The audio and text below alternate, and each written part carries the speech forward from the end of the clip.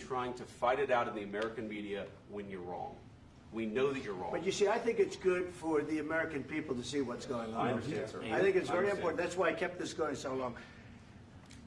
You have to be thankful. You don't have the cards. You're buried there. Your people are dying. You're running low on soldiers. Listen, you're running low on soldiers.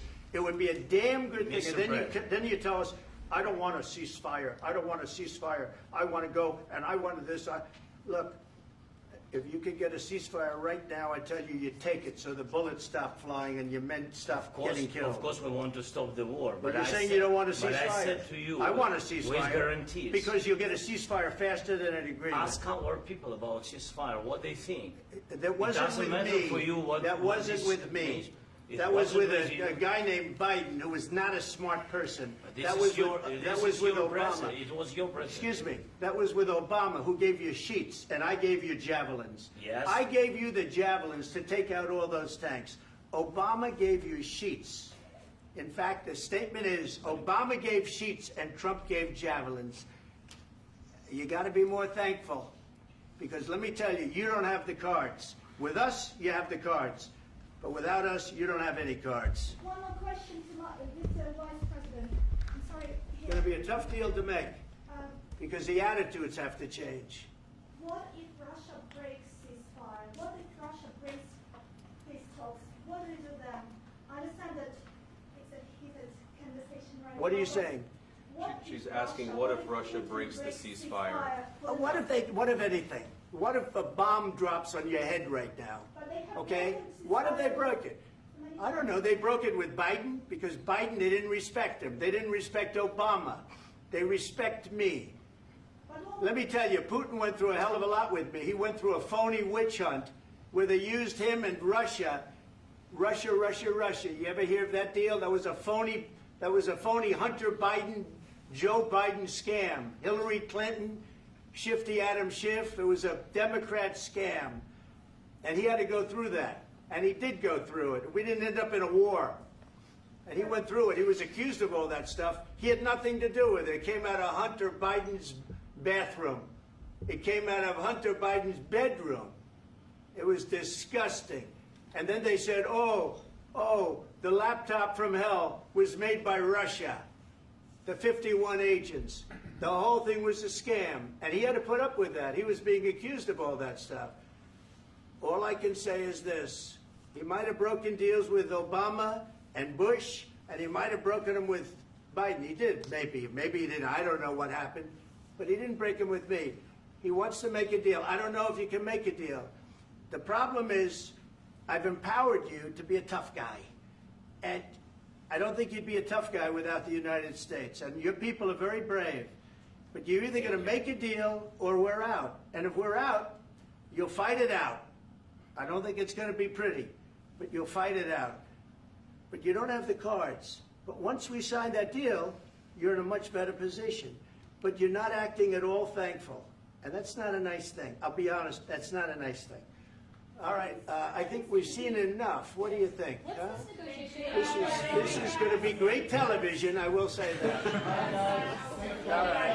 We'll see what we can do about putting it together. Thanks. I need the back of the We'll see. I don't know.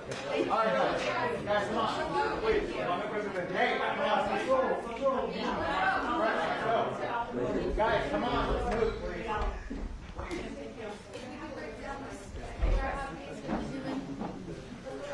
Thank you.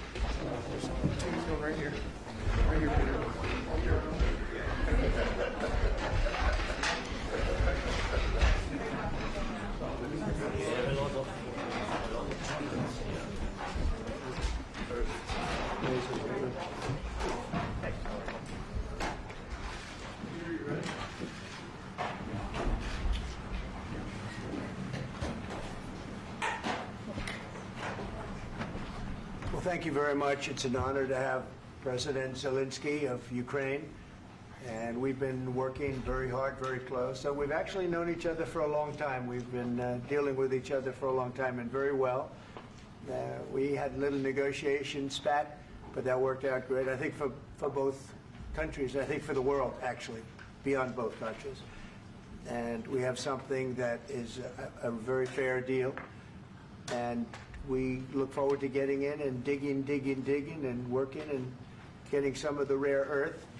But it means we're going to be inside, and it's a big commitment from the United States, and we appreciate working with you very much. And we will continue to do that. We have had some very good discussions with Russia. I spoke with President Putin, and we're going to try and bring this to a close. It's something that you want and that he wants. We have to negotiate a deal. But we've started the confines of a deal, and I think something can happen.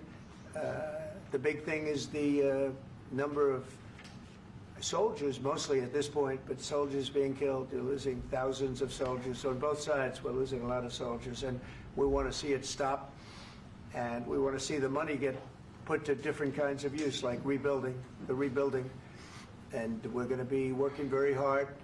But we've had a lot of very good conversations. I will say until we came along, the Biden administration didn't speak to Russia whatsoever.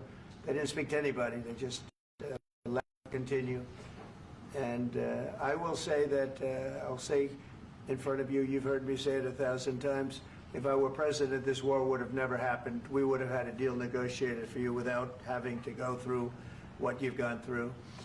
But your soldiers have been unbelievably brave. We've given them great equipment, but somebody has to use the equipment. They've been unbelievably brave, and we give them great credit. This was supposed to be over very quickly, and here we are 3 years later.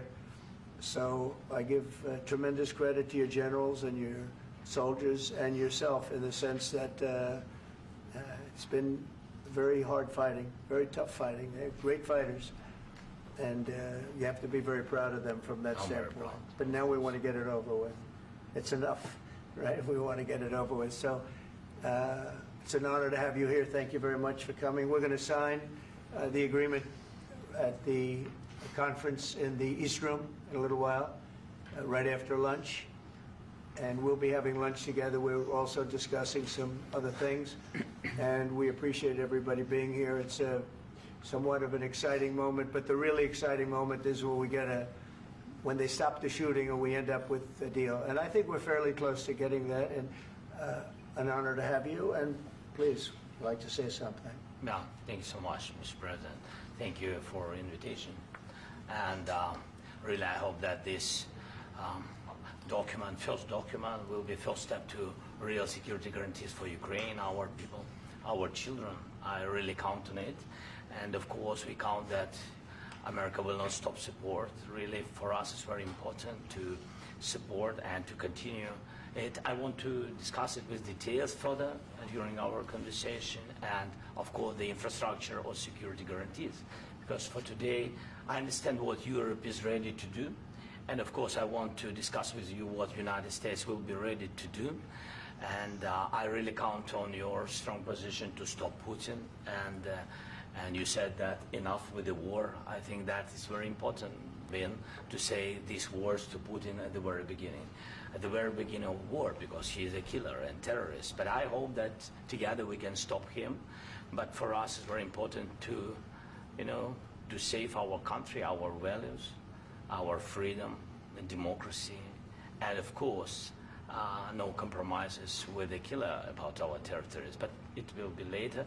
And of course, what I wanted, we spoke about it by phone with you about the drones production. We have very good drones production. I think the best one in the world for today because of the war. Yes, and of course we need very much the air defense. You have the best air defense in the world, and really you helped us under attacks of Russians. And I want to speak how we can exchange the licenses. We're open to share the licenses of all our drones with you, of course, with the United States. And we need licenses for quick production of air defense. Even after the war, we need our nation to be calm, that we are secure. So that's why we need this air shield. And of course, About this, I want to speak about the contingents. I think that France and UK already spoke to you, and we know that Europe is ready, but without the United States, they will not be ready to be as strong as we need. And the last point, last not least, about exchange, about our people and children. And you know that these crazy Russians, that they stolen 20,000 of children, Ukrainian children. They changed their names, they changed their families, relatives, and now they're in Russia. We want to bring them back, and really, it's a big dream, task, and goal for me, and our warriors. By the way, Mr. President, we exchanged, released more than 4,000 warriors from Russian prison, but there are thousands more in the prison. I wanted to share with you some images. How it's can I now? Yeah, Have I? please. Some minute, 1 minute, 1 minute. Just you to understand in what circumstances, in what situation they are, and what the attitude of Russia to our prisoners. That guys, just you before and after. And you see before and after, just you to understand. Now thousands of such guys, ladies and men, there, and that, so they don't eat, they beat them, and they, they do a lot of, bad things. So out of, even during the war, there are rules. Everybody knows there are rules during the war. These guys, they don't have any rules. You see that 50, 60 kilograms left, and a lot of such things. And I didn't want to show you what the changes with images of children, because I will just share with you. And I mean, it's looking tragic. Yep, that's tough stuff. Yeah, I wanted very much to give you, and you see. Yeah. This is pastor, by the way. They stolen pastors because it's not Russian church. They stolen pastors and moved pastors to the prison. We, at the end of last year, we brought 3 pastors, and we could exchange them. And this is pastor, you see. Yeah, that's tough. Yeah, so I mean, this I wanted to show you, and this. So thank you very much. We want to get that ended, right? Yeah, of course. We And want. I think we will. I think we will. And We have to, of course. do you have any questions, please? Thank you, Mr. President. With the, how much money is the U.S. going to put into the fund that is being created today, and how does this provide long-term security for Ukraine? Well, we don't know exactly how much, because we're going to be putting some money in a fund that we're going to get from the raw earth that we're going to be taking and sharing in terms of revenue. So it's going to be a lot of money will be made from the sale and from the use of raw earth. And as you know, our country doesn't have much raw earth. We have a lot of oil and gas, but we don't have a lot of the raw earth. And what we do have is protected by the environmentalists, but that can be unprotected, but still it's not very much. They have among the best in the world in terms of raw earth. So we're going to be using that, using it for all of the things we do, including AI and including weapons and the military, and it's really going to very much satisfy our needs. So it's something that just worked out really well. We have a lot of oil, and we have a lot of gas, we have a lot, but we don't have raw earth. So this has just about every component of the raw earth that we need for computers, for all of the things we do. This puts us in great shape. And on long-term security for Ukraine, how does this provide? I think they're going to have great luck. I think once we make the agreement, that's going to be 95% of it. They're not going to go back to fighting. I've spoken with President Putin, and I feel very strong. I've known him for a long time, and I feel very strongly that they're very serious about it, and we'll make a deal. And when the deal is made, I don't think we talk about security. Everyone's talking about the other day. All they talked about was security. I said, let me make the deal first. I have to make the deal first. I don't worry about security right now. We have to have a deal, because right now, last week, 2,000 soldiers died on both sides. 2,000, and they're losing 1,000, 2,000, 3,000 a week. So as we sit here and we talk, people are getting shot and dying on the battlefield. And, you know, they're not American soldiers, but they're Russian soldiers and they're Ukrainian soldiers, and we want to be able to stop it. And we want to be able also to spend money on other things. We don't want to, this is a tremendous amount of money. And what the Biden administration did was terrible. They were giving money, but he had no security on the money. Europe, as you know, gave much less money, but they had security. It was in the form of a loan. They get their money back, and we didn't. And now, at least we're protected because the American taxpayer has to be protected too. But this is an incredible agreement for Ukraine because we have a big investment in their country now, and what they have, very few people have. And we're able to really go forward with very, very high-tech things and many other things, including weaponry that we're going to use in many locations, but that we need for our country. Mr. President, This allows us to do that. will you continue Sorry. sending military aid? Yes, go ahead, please. If I can just, yes. In the document, there is one of the very important points.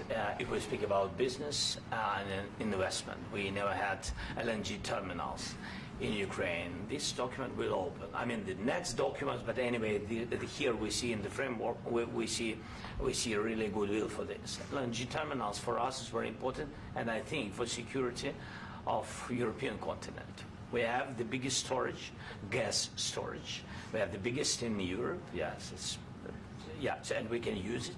Use it for LNG. Use it for LNG, and we will do it. And really, we can help Europe because Europe really helped. President Trump said that they made less support, but they are our friends and they are our very supportive partners. They really gave a lot, Mr. President. They did. They gave a lot, but they gave much less. No. Much less. No. No. No. Okay. Okay.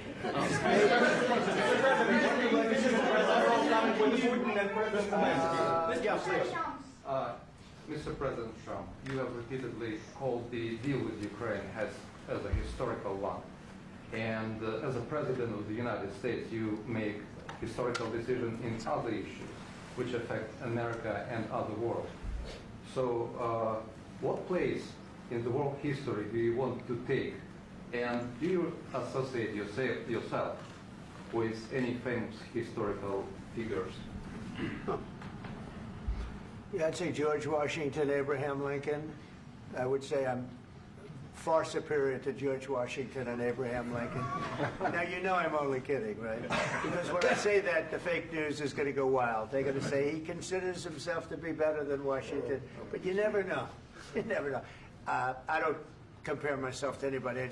I'm here to do a job. We've had a great 35 days or whatever it might be, a month, a little more than a month. We've accomplished tremendous amounts. Not only this would be a very great achievement if we could get the war stopped and get them back to normalization. I think that's going to happen. We've had very good talks on both sides, as you know. But I think we've done a very good job, just generally. If you look at all of the things we've done in 30 days, they're saying there's never been a opening for a president. The first month, there's never been a first month like we've had. And this is one of the very important things. This, to me, is one of the most important things because we have tremendous death taking place as we speak, and I don't want to have that. You know, think of the parents, whether they're in Russia or Ukraine, think of the parents of all these people being killed needlessly. They came to our territory. Should have never started. This would have, if I were president, this would have never started. Mr. President, will you continue sending military aid to Ukraine after the U.S. signs this agreement with Ukraine? Yeah, we're going to be continuing. To President Zelensky, do you feel like the U.S. is on your side, that President Trump is on your side at this moment? What do you think? He wants to know, do you think that, sort of a stupid question. I guess we wouldn't be here if I wasn't. I think that the United States on our side from the very beginning of occupation, and I think that President Trump on our side, and of course, I'm sure that the United States President will not stop support. This is crucial for us. It's important for us. Yes. And Putin, the president speaks about the people and the soldiers which are dying, but they came to our territory, they came to our land. They began this war, and they have to stop. And I think this is the question, with really the most important question. Can President Trump, I hope yes, with some other allies, to stop Putin, withdraw these enemies, our enemy, withdraw these troops from our land? And I think that you asked about the history, I think that if President, or when, he will stop Putin, if President Trump will bring peace to our country, I think he will be on this wall in time. We've had very, very good talks. What about military aid to Ukraine? President Zelensky just said that there would be no compromises with Vladimir.